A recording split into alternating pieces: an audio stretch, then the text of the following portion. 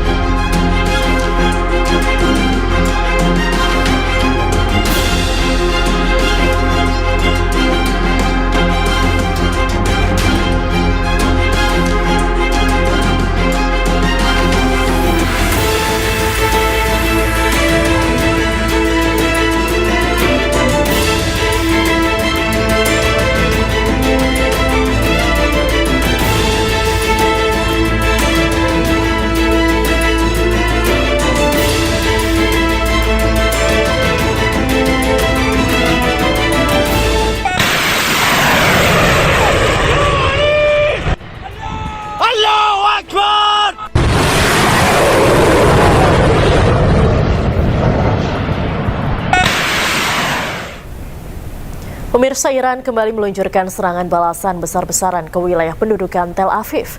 Sejumlah bangunan dan kendaraan rusak parah.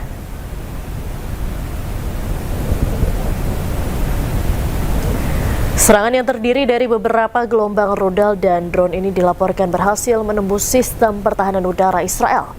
Hal ini menyebabkan kerusakan berat pada bangunan-bangunan strategis Israel.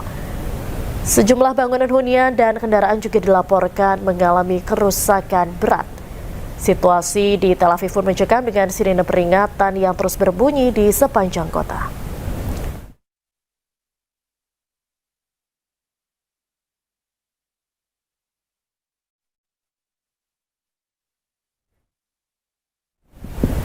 Iran kembali meluncurkan serangan balasan besar-besaran ke wilayah pendudukan Tel Aviv. Sejumlah bangunan dan kendaraan rusak parah.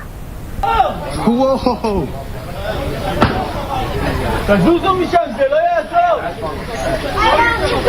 Fireball. Serangan yang terdiri dari beberapa gelombang rudal dan drone ini dilaporkan berhasil menembus sistem pertahanan udara Israel. Hal ini menyebabkan kerusakan berat pada bangunan-bangunan strategis Israel. Sejumlah bangunan, hunian, dan kendaraan juga dilaporkan mengalami kerusakan berat. Situasi di Tel Aviv pun mencekam dengan sirine peringatan yang terus berbunyi di sepanjang kota.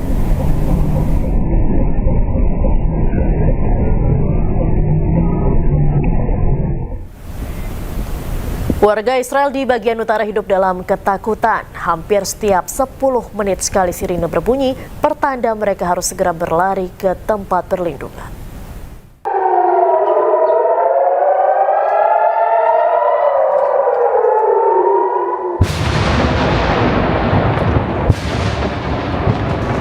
Mencekam, itulah suasana di kota Kiryat Shmona, Israel Utara. Warga Israel hidup dalam ketakutan di tengah serangan roket Hizbullah. Warga Israel Utara menjadi cemas karena merasa jadi sasaran serangan lintas batas Hizbullah yang secara rutin terus berlangsung sejak perang AS Israel dengan Iran 28 Februari lalu. Menurut warga setempat, setiap 10 menit ada alarm yang mengharuskan mereka pergi ke tempat perlindungan. Komando Pertahanan Dalam Negeri mendesak warga untuk patuh tetap berada di tempat perlindungan. Beberapa hari sebelumnya ada ledakan besar, sebuah roket yang menghantam beberapa rumah di kota tersebut. The area, but what I want to emphasize is the rocket that was used here is a cluster missile. This has one purpose and one purpose only: to maximize civilian damage and casualty counts. So we call on the public, continue listening to instructions of the Home Front Command and the Israel Police. Stay close to protected shelters. When sirens go off, go in protected shelters. Di tengah saling serang antara Amerika Serikat, Israel, dan Iran, burung gagak terbang di langit Tel Aviv.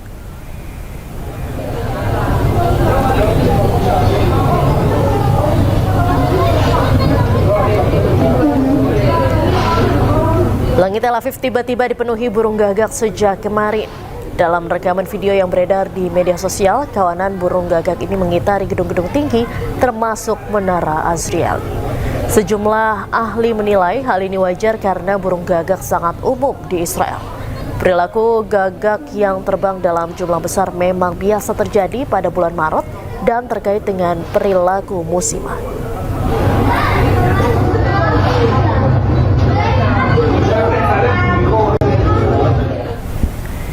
Siap siaga di garis depan, Menteri Pertahanan Israel Katz mengumpulkan rekrutan baru di Hashomer, Kamis. Zionis Israel berencana menambah pasukan cadangan hingga 400.000 personel. Rekaman video menunjukkan Menteri Pertahanan Israel Katz bersama Kepala Sumber Daya Manusia Angkatan Darat bertemu dengan para rekrutan muda dari Brigade Penerjun Payung dan unit komando di Pusat Perekrutan Tel Hashomer, Kamis. Penambahan personel IDF ini terjadi di tengah meningkatnya ketegangan di Timur Tengah. Juru bicara militer Israel, Evi Devrin, mengatakan kekurangan sedikitnya 15.000 personel militer. Mengatasi hal itu, Netanyahu bersama kabinetnya mendorong dilakukan perubahan aturan wajib militer ke Knesset atau parlemen, termasuk dengan rencana perubahan undang-undang tentang masa wajib militer.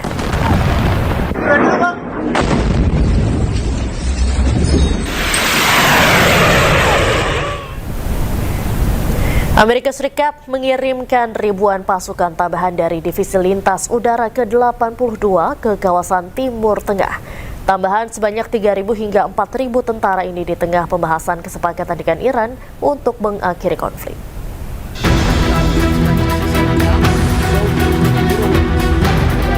Pasukan elit sebanyak 4.000 ini bermarkas di Fort Bragg, North Carolina dan dikenal mampu melakukan operasi tempur termasuk serangan udara melalui penerjunan. Pihak militer Amerika Serikat menegaskan bahwa pengumuman reski akan disampaikan oleh pihak Pentagon meski belum ada keterangan langsung untuk mengirim pasukan darat langsung ke wilayah Iran. Sebelumnya Amerika Serikat telah mengirim ribuan marinir dan personil angkatan laut melalui kapal serbu amfibi USS Boxer beserta kelompok tempurnya. Pasukan Amerika Serikat di Timur Tengah diperkirakan telah mencapai 50.000 personel. Penguatan militer Amerika Serikat menjadi kesiapan untuk melanjutkan operasi di kawasan Timur Tengah. Lebih dari 1 juta pejuang Iran dimobilisasi di tengah meningkatnya spekulasi rencana operasi darat oleh Amerika Serikat dan Israel. Teheran menegaskan kesiapan menghadapi kemungkinan konfrontasi langsung di wilayahnya. Dilansir dari media Iran Tasnim News Agency, lebih dari 1 juta warga Iran telah disiapkan untuk menghadapi potensi serangan darat Amerika Serikat. Laporan ini muncul setelah kabar mengenai operasi darat terhadap Iran diduga telah direncanakan Amerika Serikat. Media militer Iran menyatakan kesiapan penuh dan menyebut wilayah Iran sebagai medan tempur bagi pasukan yang terlatih. Selain itu terjadi lonjakan pendaftaran dari kalangan pemuda ke Basij, Garda Revolusi Iran dan militer untuk ikut serta dalam potensi konflik darat.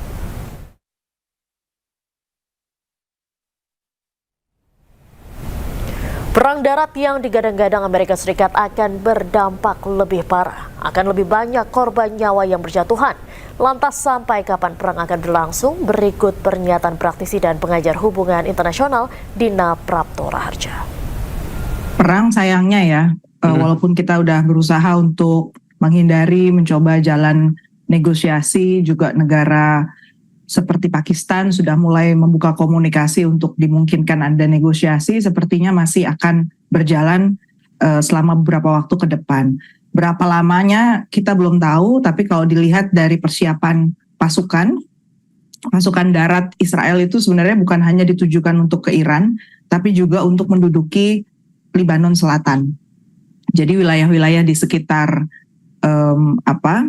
Timur Tengah itu juga tetap harus waspada, karena dengan Israel masuk ke wilayah Lebanon itu sebenarnya juga membuka ruang bagi Iran menyerang juga infrastruktur kunci di daerah Teluk. Dan Amerika Serikat dengan posisi pasukannya yang demikian banyak, kemungkinannya kan dua ya, bisa dari serangan langsung di daerah Selat Hormuz, atau dia masuk lewat udara lagi menambah intensitasnya, atau seperti yang dia pernah bilang juga, Amerika Serikat bilang dia akan mencoba masuk lewat ground, lewat darat gitu. Semuanya risikonya sangat buruk. Setiap waktu yang ditambah untuk perang ini, itu berarti korban jiwa, demikian pula krisis di bidang energi dan ketidakpastian di bidang ekonomi global. Saya kira dari segi praktis, sebenarnya ada tarik-menarik juga ya di dalam negeri beberapa negara yang selama ini kita tahu menjadi tempat di mana proksi Iran atau Iran sudah banyak membantu program-program di negara-negara tersebut. Kenapa Irak misalnya dan Yemen itu berikutnya, negara berikutnya yang juga mempertimbangkan untuk ikut membantu, karena Iran itu selama ini punya program-program berbentuk organisasi massa ya di negara-negara tetangga itu. Jadi macam kalau di sini Muhammadiyah lah gitu. Jadi besar mereka, jauh lebih besar daripada Muhammadiyah ya skalanya. Jadi dia punya rumah sakit, punya pusat pendidikan, punya pusat-pusat bantuan donasi untuk masyarakat. Jadi dari sisi ikatan batin itu sangat kuat ya di antara negara-negara yang disebut proksinya Iran. Dan di situ negara-negara yang lain yang juga sebenarnya menunggu dan mengawasi, kita lihat juga sudah mulai ikut bicara seperti Turki. Itu kan juga sudah diprovokasi juga ya oleh Israel. Jadi sekali lagi kita harus melihat lebih lebar, tidak hanya terpaku pada statement Presiden Donald Trump, tetapi tetap konsisten melihat apa yang menjadi tujuan dari Amerika Serikat. Minimal kalau menurut saya tujuannya itu sebenarnya adalah make America great again, membuat Amerika kelihatan mengatur dunia. Dan yang kedua, dia sudah bulan November 2025 Trump menandatangani executive order bahwa Amerika Serikat itu sekarang bukan lagi Departemen Pertahanan tetapi Department of War. Memang tujuannya itu adalah untuk perang di berbagai belahan dunia. Nah itu yang harusnya kita pegang itu aja. Berarti yang harus kita antisipasi sebenarnya kok nggak ada statement ya apa-apa dari negara lain tentang tujuan Amerika yang itu melakukan destruksi di berbagai tempat. Dan Israel posisinya di sini juga harus kita cermati di dalam negeri ya. Dia harusnya bulan Mei besok kan pemilu. Dan kita tahu ini pemilu yang sangat eksistensial sebenarnya untuk Netanyahu karena di dalam negeri dia dikejar-kejar juga untuk kasus korupsi. Kemudian dengan pemilu ini gagal misalnya bulan Mei karena dia masih perang dan di sana kan wajib militer ya. Situasinya juga porak-poranda, bisa dibayangkan dia masih akan tetap berkuasa. Jadi risiko terburuknya adalah kita membiarkan diri kita rusak dulu di banyak tempat baru kemudian bereaksi gitu. Di mana posisi negara-negara. Bulan Sabit Merah Iran melaporkan sejak eskalasi konflik di Timur Tengah berlangsung, lebih dari 80.000 lokasi sipil di Iran telah menjadi sasaran serangan militer Israel. Bulan Sabit Merah Iran melakukan operasi pencarian dan penyelamatan di sebuah distrik perumahan di Teheran pada Rabu dini hari setelah serangan udara di daerah tersebut. Rekaman video menunjukkan tim darurat bekerja menyisir puing-puing bersama seekor anjing penyelamat untuk mencari korban selamat. Bulan Sabit Merah Iran menyatakan bahwa personel bantuan mereka terus terlibat secara intensif dalam upaya pencarian dan penyelamatan karena serangan udara telah menyebabkan kerusakan signifikan pada infrastruktur sipil. همکنون همونطور که تصویر پشت سر بنده مشاهده می‌کنید محل اصابت بمب‌های رژیم صهیونی و آمریکای تروریست می‌بینید که به منطقه مسکونی برخورد کرده. Data Bulan Sabit Merah Iran, sejak eskalasi konflik, 81.365 lokasi sipil telah menjadi sasaran, termasuk 19.000 pusat komersial dan 61.555 unit perumahan. Iran menyusun rancangan undang-undang terkait Selat Hormuz. Sejumlah negara pun sudah diizinkan untuk melintas, salah satunya Malaysia.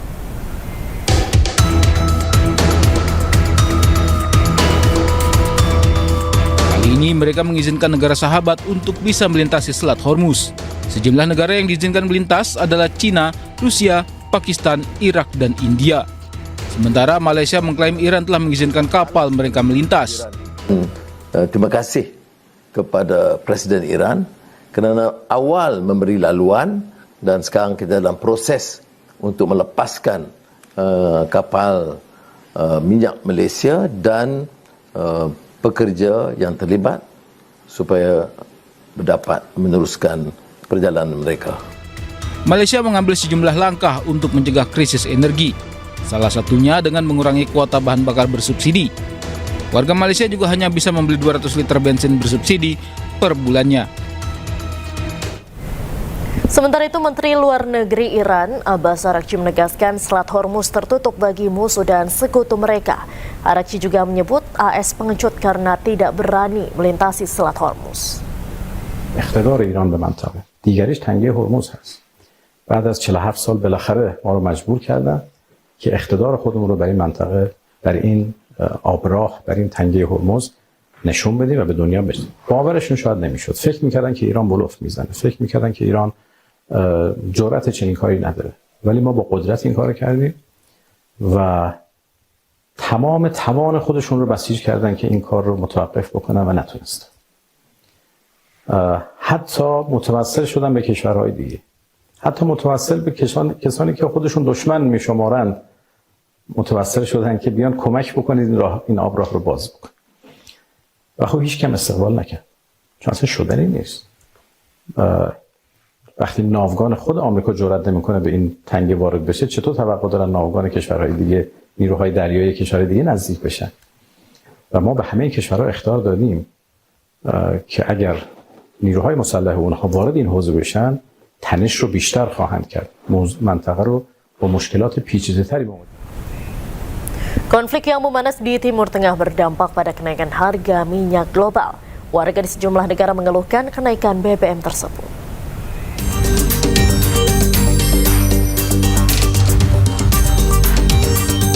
Perang Amerika Serikat Israel versus Iran yang belum usai, mau tak mau memberikan dampak pada negara-negara lainnya.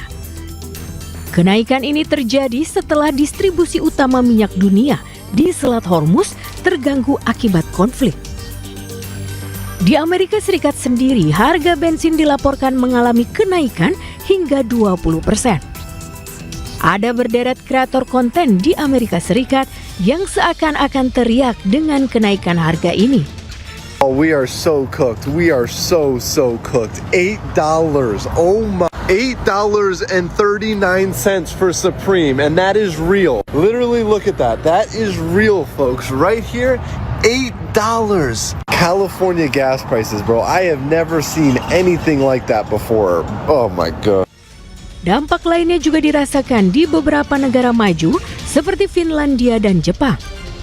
Negara-negara yang bergantung pada impor energi dari Timur Tengah ini jelas menghadapi lonjakan harga BBM. Harga bensin di Jepang, guys, akibat perang naon eta teh Amerika, Iran, Israelnya kemarin teh sempat naik, guys, sampai 190 yen.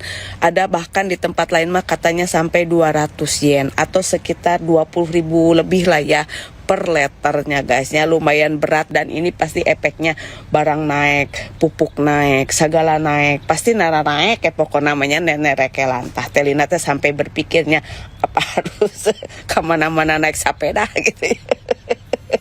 Sementara itu di Selandia Baru, New Zealand, kenaikan harga BBM turut membebani masyarakat. Biaya transportasi meningkat bisa berpotensi mendorong inflasi di berbagai sektor. Di Indonesia sendiri, pemerintah masih memastikan pasokan BBM tetap aman.